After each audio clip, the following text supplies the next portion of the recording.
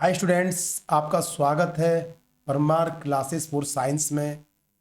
और बच्चों, आज हम देखने जा रहे हैं राजस्थान बोर्ड का सप्लीमेंट्री 2023 का क्वेश्चन पेपर। और बच्चों, इससे हमें पता चलेगा कि अगले साल किस टाइप के प्रश्न राजस्थान बोर्ड में आ सकते हैं, हमारी तैयारी कैसी है। तो बच्चों, पहला प्रश्न है, इसमें बहुविकल्प प्रश्न है। इसमें प्रश्न नंबर जो 1 है उसके अनुसार कि जब कांच की छड़ को रेशम के कपड़े से रगड़ते हैं तो कांच की छड़ पर होगा धनावेश, ऋणावेश, विद्युत उदासीन, धनावेश व ऋणावेश दोनों। तो बच्चों, जब कांच की छड़ को रेशम के टुकड़े से रगड़ते हैं तो कांच की छड़ पर धनावेश और रेशम के टुकड़े पर ऋणावेश आ जाता है। अगला प्रश्न है, प्रतिरोधकता के व्युत्क्रम को क्या कहते हैं। तो बच्चों, प्रतिरोधकता के व्युत्क्रम को चालकता कहते हैं। अगला क्वेश्चन है, एक अनंत लंबाई के सीधे चालक तार से 0.10 मीटर की दूरी पर चुंबकीय क्षेत्र 10⁻⁻5 टेस्ला है, चालक तार में प्रवाहित धारा होगी। तो बच्चों, एक अनंत लंबाई के तार के कारण जो चुंबकीय क्षेत्र उत्पन्न होता है उसका जो सूत्र होता है वो होता है B बराबर mu naught I upon 2πr। ये उसका सूत्र होता है। ठीक है, यहां उसने I पूछा है। ठीक है, अब B नॉट, तो I बराबर हो जाएगा B into 2πr upon mu naught. ठीक है, अब हम क्या करेंगे, यहां पर B की वैल्यू रख देंगे। तो B की वैल्यू कितनी है, I बराबर B की वैल्यू 10⁻⁻5 टेस्ला, 10⁻⁻5 2π की जगह 2π, R की जगह 0.10 मीटर और म्यू नॉट का मान होता है 4π गुणा 10⁻⁻7। 4π से 2π ये बट्टे में 2 बार कट जाएगा। अच्छा, अब हम इसको लिखेंगे कुछ ऐसे कि जो 10⁻5 है उसे 10⁻5 लिख देंगे और 10 को लिखेंगे 10.10 है, इसे लिखेंगे 10 गुणा 10⁻⁻2 बटा 2 गुणा 10⁻⁻7। तो -7 से ये -7 कैंसिल और 10 में 2 का भाग देंगे तो ये आंसर आ जाएगा 5 एम्पियर। तो बच्चों, इस प्रश्न में जो बी ऑप्शन है 5 एम्पियर, ये बिल्कुल सही है। अगला प्रश्न है 4th नंबर, इनमें से सबसे अधिक क्यूरी ताप वाला पदार्थ है। तो बच्चों, इन चारों में से सबसे अधिक क्यूरी ताप कोबाल्ट का होता है 1394 केल्विन। इसके बाद है प्रश्न नंबर 5, वह भौतिक राशि जिसके संरक्षण नियम पर लेंज नियम आधारित है। तो लेंज का नियम बच्चों ऊर्जा संरक्षण के नियम पर आधारित है। अगला क्वेश्चन है, प्रतिघात का ऐसा ही मात्रक होता है। तो बच्चों, प्रतिघात, प्रतिबाधा, प्रतिरोध, ये सभी बाधाएं होती हैं और इन सभी का जो मात्रक होता है वो ओम होता है।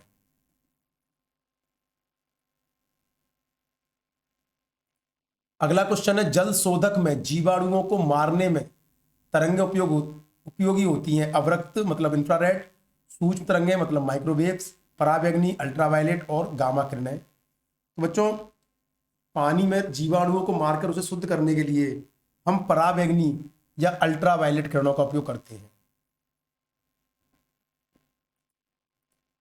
अगला क्वेश्चन है, विभव V वोल्ट से त्वरित किसी कण की डी ब्रोगली तरंग दैर्ध्य लैम्डा बराबर 1.227 √V नैनोमीटर है। उस कण का नाम क्या है? उस कण का नाम बच्चों इलेक्ट्रॉन। हम जानते हैं इलेक्ट्रॉन की जो तरंग दैर्ध्य होती है वो होती है 12.27 √V एंगस्ट्रम में, और जब से नैनोमीटर बदलेंगे तो उसका मान इतना आएगा। अगला क्वेश्चन है, इनमें से कार्बनिक यौगिक अर्धचालक है, तो कौन सा कार्बनिक यौगिक अर्धचालक है? तो उसका आंसर है एंथ्रासीन। सेकंड नंबर क्वेश्चन है, रिक्त स्थानों की पूर्ति कीजिए। समविभव पृष्ठ एवं विद्युत क्षेत्र के मध्य कोण कितना होता है? बच्चों, समविभव पृष्ठ और विद्युत क्षेत्र के मध्य कोण होता है 90 डिग्री। सेकंड है, यदि किसी पदार्थ की चुंबकीय प्रवृत्ति का मान अल्प एवं ऋणात्मक हो तो वह पदार्थ होता है, तो बच्चों वह पदार्थ होता है प्रतिचुंबकीय। प्रतिचुंबकीय पदार्थ की चुंबकीय प्रवृत्ति ऋणात्मक और अल्प होती है। अगला क्वेश्चन है, जब किसी धातु के टुकड़े को परिवर्तित चुंबकीय क्षेत्र में रखते हैं तो उसमें उत्पन्न होती है, तो उसमें भंवर धाराएं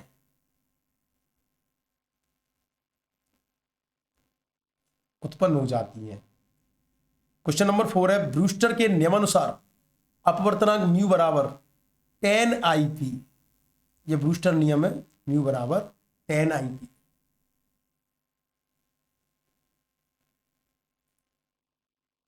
इसके बाद है क्वेश्चन नंबर 3, निम्न प्रश्नों के उत्तर एक पंक्ति में दीजिए। पहला है, किसी बिंदु आवेश से दूरी r में परिवर्तन के साथ विद्युत विभव में परिवर्तन का ग्राफ बनाइए। तो विभव, बिंदु आवेश का जो विभव होता है और जो दूरी होती है उसके व्युत्क्रमानुपाती होती है, इसलिए इसका ग्राफ इस तरीके का बनेगा। अगला है, परावैद्युत सामर्थ्य डाई इलेक्ट्रिक स्ट्रेंथ को परिभाषित कीजिए। तो बच्चों, इसकी परिभाषा है कि वह अधिकतम विद्युत क्षेत्र जिसे कोई परावैद्युत माध्यम बिना भंजन के सहन कर सके उसे उस माध्यम की परावैद्युत सामर्थ्य कहते हैं। और वायु के लिए इसका मान 3 × 10⁶ वोल्ट बटा मीटर होता है।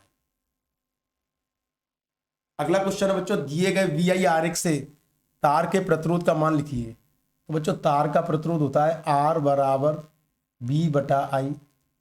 और अगर हम इस त्रिभुज में ग्राफ में यहाँ लंब डालेंगे तो ये अगर V है तो ये भी हो जाएगा। और अगर इस त्रिभुज में हम tan थीटा निकालेंगे तो लंब बटे आधार मतलब V/I। और जब समीकरण 1 को 2 के बराबर करेंगे तो यहाँ से एक फार्मूला तैयार हो जाएगा, R बराबर tan थीटा। और जब थीटा है 45 डिग्री तो R बराबर tan 45 डिग्री, जिसका मान होता है 1, तो प्रतिरोध का मान आ जाएगा 1 ओम। चुंबकत्व के लिए गाउस का नियम लिखिए।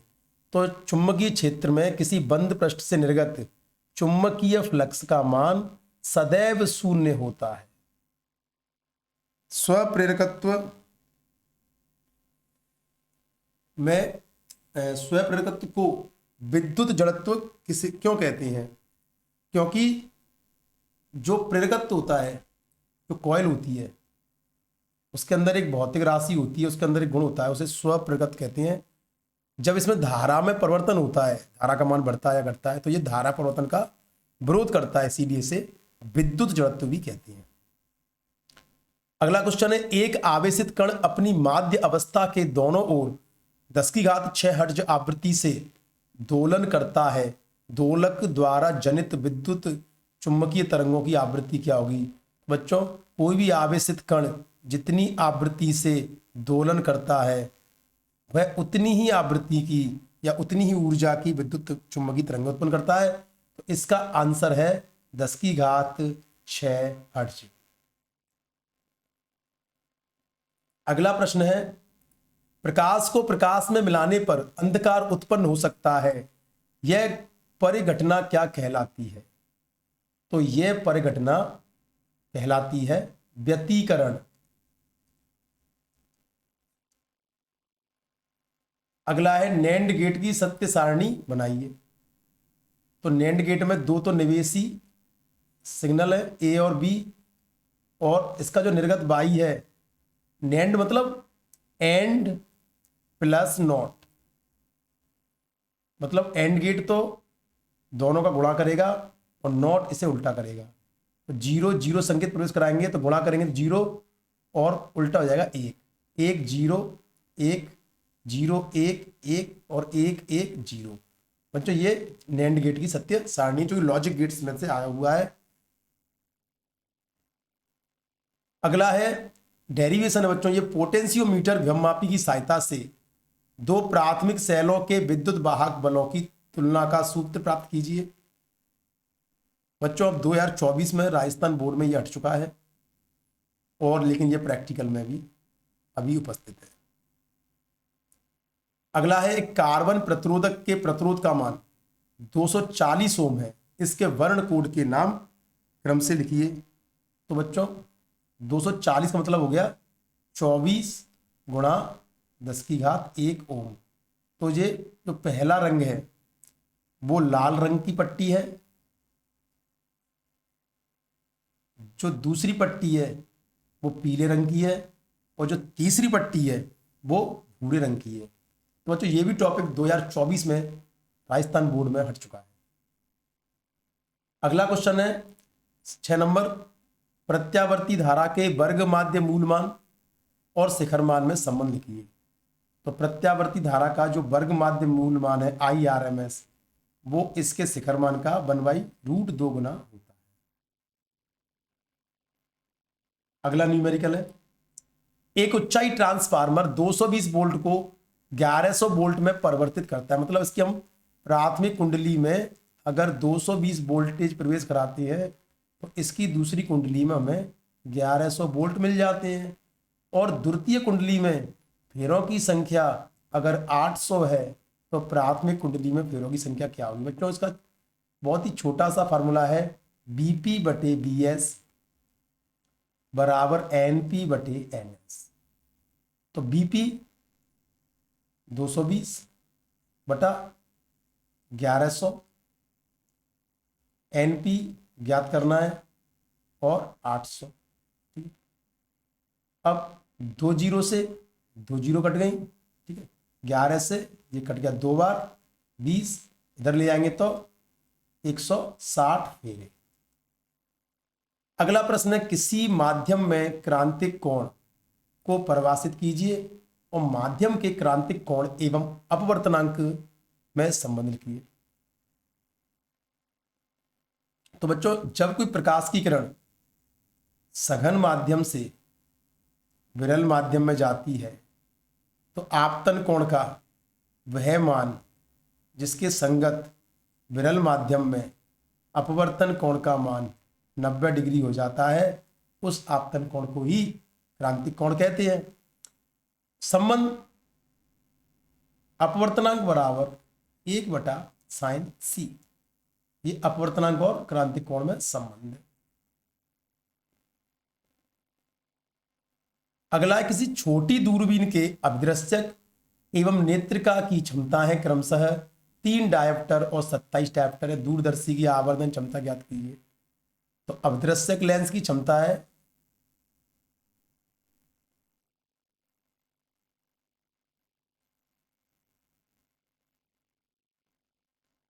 3 डायोप्टर और नेत्र का मतलब अवनेत्र लेंस की क्षमता दे रखी है बच्चों, ये फोकस दूरी नहीं है, क्षमता P।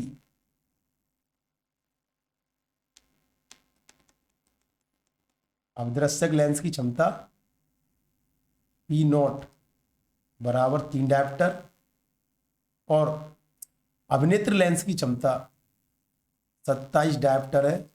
तो दूरबीन मतलब दूरदर्शी की आवर्धन क्षमता क्या होगी, तो एक सूत्र M बराबर -F0/Fe, ये इसका फॉर्मूला है। और हम जानते हैं कि फोकस दूरी 1/, क्षमता होती है, मतलब अवदृश्यक लेंस की क्षमता अवदृश्यक लेंस की फोकस दूरी के विक्रम के बराबर हो जाएगी। तो यहां बन जाएगा जी P0/PE, P0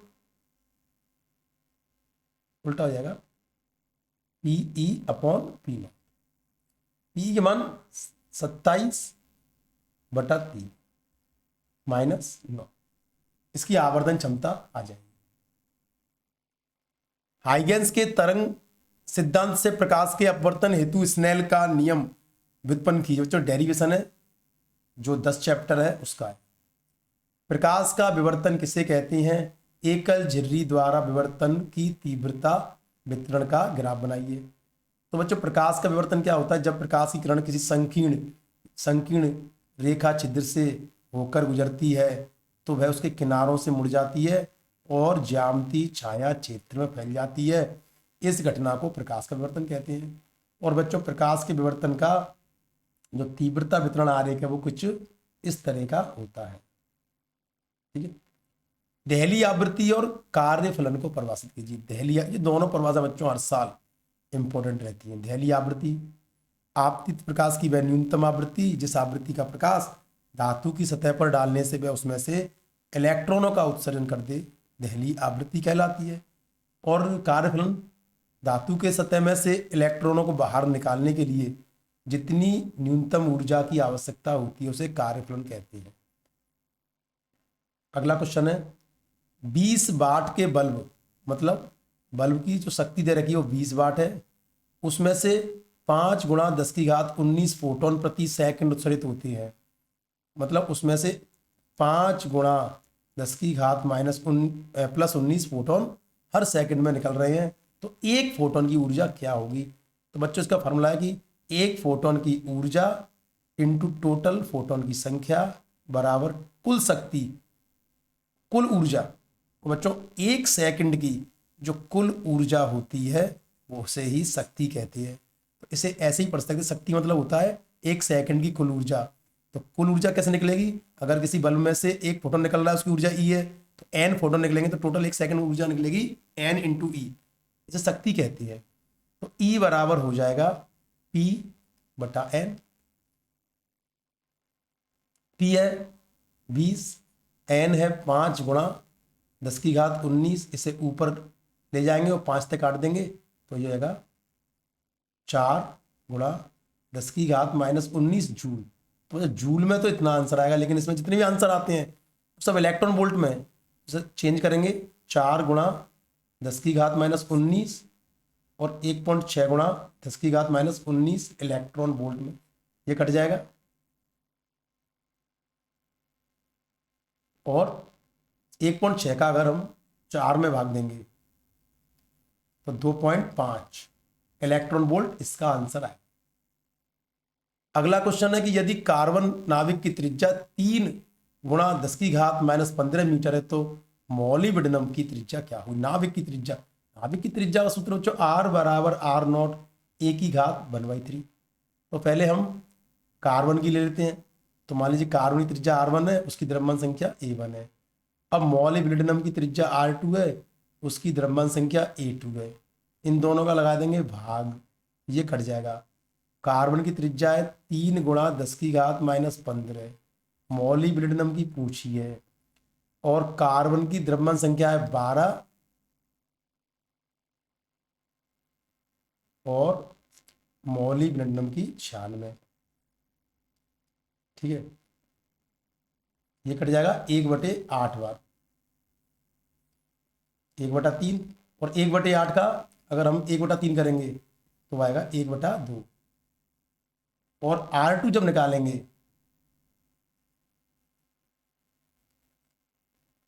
तो R2 आ जाएगा 2 गुणा 3 गुणा 10 की घात -15, तो 6 गुणा 10 की घात -15 मीटर।